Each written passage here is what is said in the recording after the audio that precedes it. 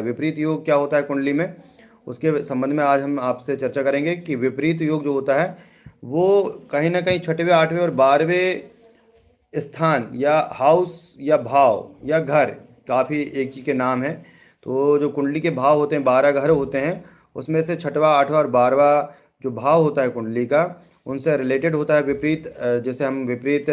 योग कहते हैं। तो विपरीत योग में क्या होता है कि जैसे छठवें भाव का जो स्वामी है, यानी छठवें भाव में मान के चलिए कि 6 लिखा हुआ है, तो 6 का मतलब होता है कन्या, और कन्या का स्वामी बुध होता है। यदि ये बुध 8वें और 12वें घर में बैठ जाए तो जो छठवें घर में नुकसान जो होना रहता है, वह नुकसान को ये कमी कर देता है। तो ये विपरीत योग जो होते हैं कहीं ना कहीं ये कुंडली में ठीक ठाक कर देते हैं।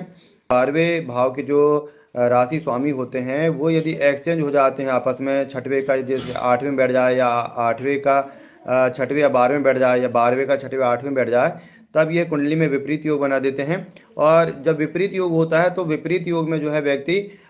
उस भाव में कमी कर देता है। जो छठे भाव में बुध बैठ करके या अन्य कोई प्लेनेट बैठ करके जो कमी गड़बड़ी कर रहा था, यदि उसका स्वामी जो है 8वें 12वें में चला जाता है, तो उस भाव के यानी कि छठवें भाव का यदि स्वामी 8वें 12वें में जाता है तो वो छठवें भाव में उत्पन्न होने वाले दोषों को कम कर देता है। इसी प्रकार 8वें भाव का जो स्वामी है यदि वो छठवें और 12वें में चला जाता है तो 8वें में होने वाले जो दोष हैं उनको कम कर देता है। और ऐसे ही 12वें भाव जो व्यय का होता है, उसका यदि स्वामी जो है राशि स्वामी छठवें 8वें में चला जाता है तो ये विपरीत योग बनाता है। और विपरीत योग में जो होता है उस